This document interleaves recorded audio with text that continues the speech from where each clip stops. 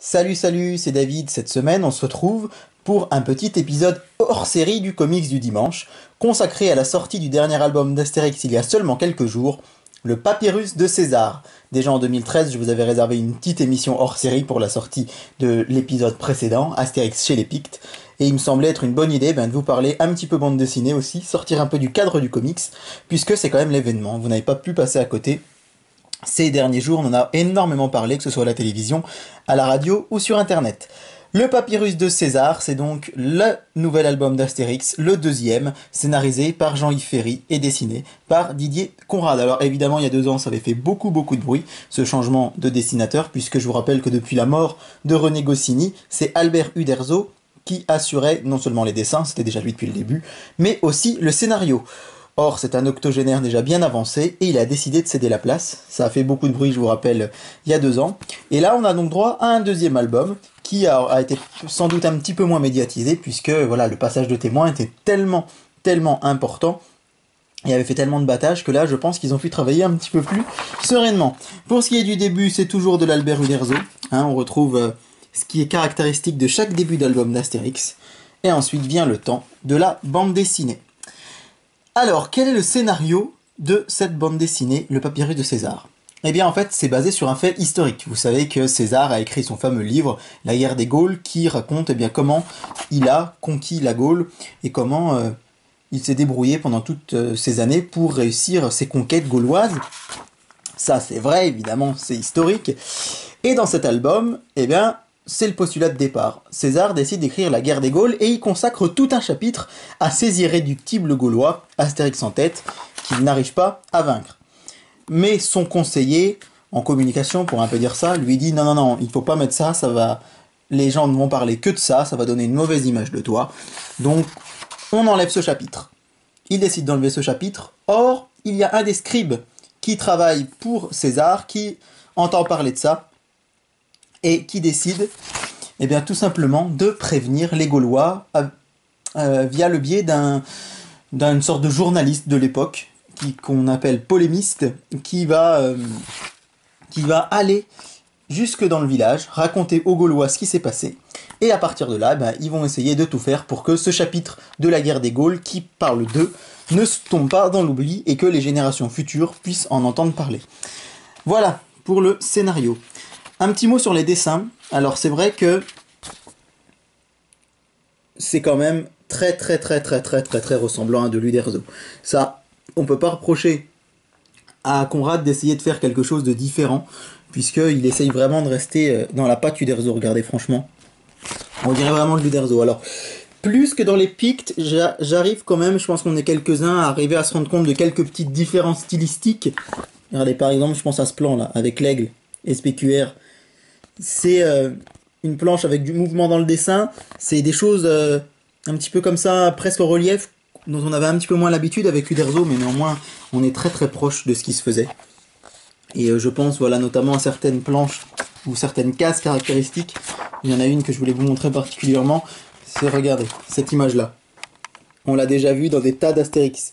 Astérix qui lève la main comme ça avec Obélix dépité à côté, on dirait vraiment que c'est Albert Uderzo qui l'a fait. Point de vue scénaristique, c'est vraiment sympa. Alors autant Astérix chez les Pictes, j'avais bien aimé, mais on sentait que le scénariste avait vraiment marché sur des œufs, en se disant que ça allait être vraiment là l'album, il allait être attendu au tournant, il nous avait fait quelque chose de plutôt classique et assez rigolo. Là déjà l'idée de base est vraiment sympa, cette histoire de papyrus, je trouvais vraiment très bien pensé. Et surtout il y a plein de petites choses assez rigolotes, par exemple, ce petit écureuil qui arrête pas de dire tweet. Et regardez, c'est quoi ça? Des petits oiseaux bleus. Ça vous rappelle pas un réseau social, ça? Voilà. Il y a beaucoup d'humour, c'est bien pensé, c'est bien tourné, si on peut dire. Et alors, je trouve qu'il est vraiment meilleur qu'Astérix chez les Pictes, qui était déjà sympa. Et là, on a vraiment l'impression d'être dans un Astérix classique, drôle, avec vraiment beaucoup de références à notre vie aujourd'hui en 2015. Et je trouve que ce serait presque la patte de Goscinny qui avait l'habitude de mettre comme ça des petits traits d'humour. Alors c'est pas toujours très drôle dans celui-ci, il y a une ou deux blagues qui font un peu plouf, de rien, mais c'est quand même du très bon.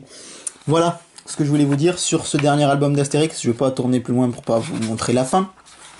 Ça s'appelle le Papyrus de César, et vraiment je vous le conseille. Ça peut être un bon point d'entrée aussi dans les aventures d'Astérix, pour ceux qui n'ont pas l'habitude d'en lire. Voilà, je pense que vous pouvez commencer par le Papyrus de César. Et en plus, ce qui est très sympa pour ceux qui sont comme moi des lecteurs avertis, c'est qu'il y a plein de clins d'œil à des anciens albums. Ça, c'est quelque chose qui se faisait pas forcément souvent, mais on parle beaucoup, par exemple, d'Astérix chez les Corses ou des choses comme ça. Voilà, donc le Papyrus de César qui vient s'ajouter à la longue liste d'albums Astérix déjà sortis. En lecture annexe, je vais vous montrer, voilà, Les Lauriers de César, puisque, alors, c'était l'album numéro 18, et le Papyrus de César, le numéro 36, on est donc au double de numéros. Et pourquoi j'ai choisi celui-ci? Alors, oui, déjà, l'édition est un peu différente. Moi, je possède tous les Astérix, hein. Je les ai tous. Mais alors, c'est une collection que j'ai commencé sans vraiment vouloir la commencer. Quand j'étais petit, en fait, on m'en a offert. Et c'est vrai que les éditions ont beaucoup évolué. Et ça, c'est parmi les premiers que j'avais. Et voilà, je voulais juste vous parler des Lauriers de César, puisque on peut voir quand même une petite différence stylistique, notamment une différence dans les couleurs et dans l'ancrage.